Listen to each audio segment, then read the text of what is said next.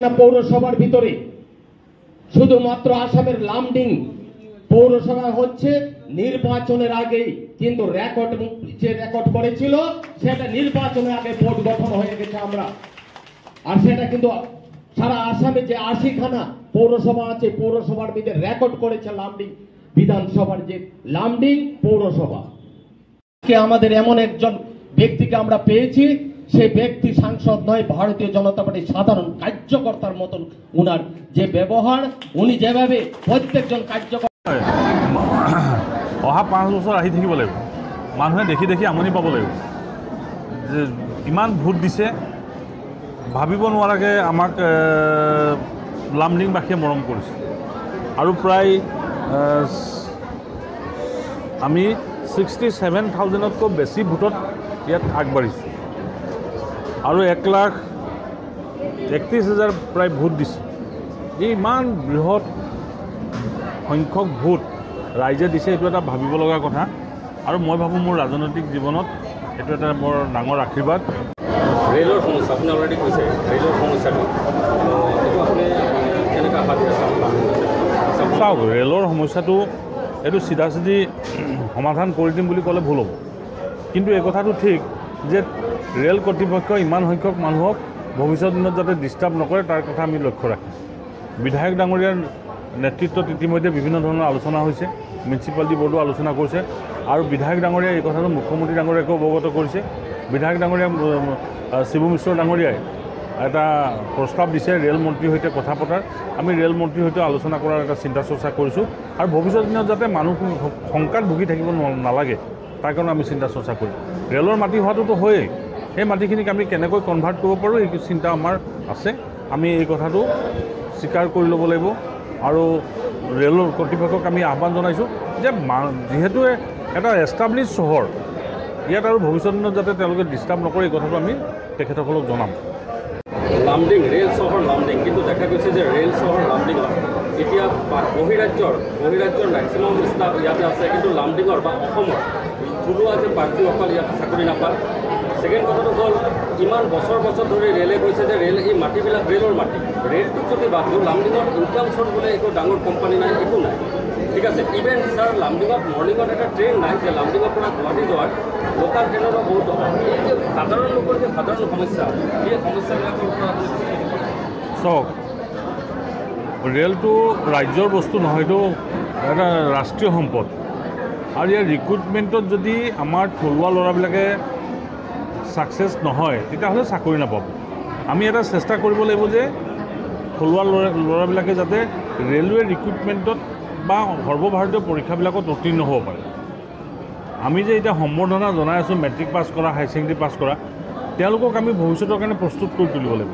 কেৱল সম্বৰ্ধনা দি গামোচাখন পঠাই দিলেই নহ'ব, যাতে সৰ্বভাৰতীয় পৰীক্ষাবিলাকত কম্পিট কৰিব পাৰে তাৰ কাৰণে এটা মানৱ সম্পদ তৈয়াৰ কৰিব লাগিব। সেই চিন্তা আমি কৰিম। আমি ভাবিছোঁ যাতে তেওঁলোকে ভৱিষ্যত দিনত ৰেলৱে ৰিক্ৰুটমেণ্ট বৰ্ডে কৰা এক্সামিনেশ্যনেই হওক বা UPSC কৰা এক্সামিনেশ্যনেই হওক বা টাটা এডমিনিষ্ট্ৰেটিভ ছাৰ্ভিচৰ দৰে প্ৰাইভেট কোম্পানীবিলাকৰ যিবিলাক চাকৰি আছে তাতো তেওঁলোকে কম্পিট কৰিব পাৰে। এই চিন্তাটো ৰাখি পেলাই আমি আগবঢ়াম বুলি ভাবিছোঁ। দ্বিতীয় কথা, ৰেলৰ যি ভূমি সম্পৰ্কে মই ইতিমধ্যে কৈছোঁ, এই সম্পৰ্কে আমি আলোচনা কৰাৰ এটা বাট মুকলি কৰিছোঁ। বিধায়ক শিবু মিশ্ৰ ডাঙৰীয়াই মুখ্যমন্ত্ৰী ডাঙৰীয়াকো তেখেতৰ হোজাই জিলা ভ্ৰমণৰ সময়ত তেখেতক এই কথাবিলাক অৱগত কৰিছে আৰু আমিও ভৱিষ্যত দিনত এই কথাবিলাক ৰেলৱে মন্ত্ৰণালয়ক জনাম। আৰু এটা কথা নিশ্চিত থাকিব লাগিব যে ৰেলৱে ভূমি হ'ব পাৰে, তেওঁলোকেতো দান দিয়ে নিদিয়ে, তেওঁলোকে দিয়াৰ ছিষ্টেম কেনেকুৱা আছে চাম আমি, কিন্তু ইমান সোনকালে উচ্ছেদ কৰিব এই কথা ভাবিব নালাগে, ইমান সম্ভৱ নহয়। আৰু মই ৰেল কৰ্তৃপক্ষক আহ্বান জনাম, ইমান বৃহৎ এই চহৰখনত, অতি পুৰণি চহৰখনত কোনো ধৰণৰ মানুহক যাতে মানসিক হাৰাছমেণ্ট নকৰে তাৰ কাৰণে তেওঁলোকে চিন্তা কৰিব লাগিব। ৰেলৱে কৰ্তৃপক্ষত এই কথা ভাবিব লাগিব যে যিসকল মানুহ ইয়াত বহি আছে তেওঁলোকে সম্পূৰ্ণৰূপে ভাৰতীয় মানুহ, তেওঁলোকে ইয়াত খিলঞ্জীয়া মানুহ, যি সম্প্ৰদায়ৰে নহওক, যি জাতিৰে নহওক, যি ধৰ্মৰে নহওক, তেওঁলোকে ইয়াত যুগ ধৰি বহি আছে। গতিকে এই কথাটো আমি ভৱিষ্যতৰ ৰাস্তা আলোচনা কৰাৰ পথ মুকলি কৰি ৰাখিছোঁ আৰু আমি যাম তেখেতসকলৰ ওচৰত পাৰে। এইটো নহয় নে যোৰহাট চিটটোত আগতেতো কংগ্ৰেছৰ গড় আছিলে, এনেকুৱা নহয়। আমি যোৱাকালি মুখ্যমন্ত্ৰী হিমন্ত বিশ্ব শৰ্মা ডাঙৰীয়াই এটা কথা কৈছে, আমি 100ৰ ভিতৰত 100 পাব খোজোঁ।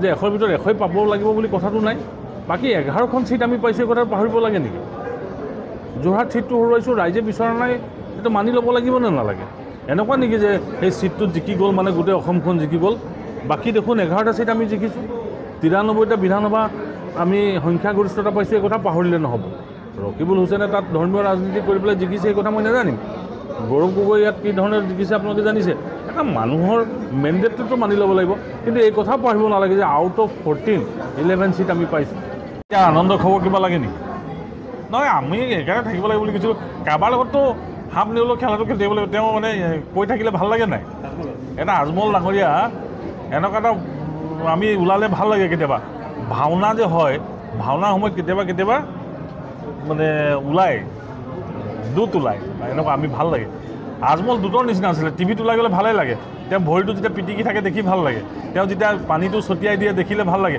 আধুনিক যুগত পানী ছটিওৱা মানুহ নিজেই দেখোন ফিনিছ হৈ গ'ল ইয়াতকৈ আনন্দ কি লাগে তেওঁ ফু ফা কৰি কিবা এটা যে মন্ত্ৰ চন্ত্ৰ কৰি দিয়ে মই সেইদিনাখন দেখিছিলোঁ টিভিত বা এইটোতো ডেঞ্জাৰে মানুহ গতিকে আজমল ডাঙৰীয়ালৈ মোৰ নমস্কাৰ তেওঁ সমাপ্তি তেওঁৰ যুগৰ সমাপ্তি হ'ল আৰু ভৱিষ্যত দিনত কেতিয়াবা অকণমান লালু প্ৰসাদৰ নিচিনা তেওঁ ওলাই থাকিব লাগে টিভিয়ে চিভিয়ে কিবা কিবি কৰি থাকিলে ভাল লাগিব নহ'লে টিপ্পনী দিবলৈ আমাৰ মানুহ নাই হয় নহয় দাড়িটো এনেকৈ কৈ যদি কৈ থাকে এটা চিন ভাবকচোন আজমল ডাঙৰীয়া চিনটো কেনেকুৱা লাগে এতিয়া আজমল চেণ্টতে থাকি যাব আৰু বোধহয় সেইটো নাজানো কিন্তু চাচা মানে ৰাজনীতিত আমাৰ কাৰণে এটা আনন্দৰ খোৰাকৰ ব্যৱস্থা আছিলে এতিয়া দুখেই লাগিছে কি যে হ'ব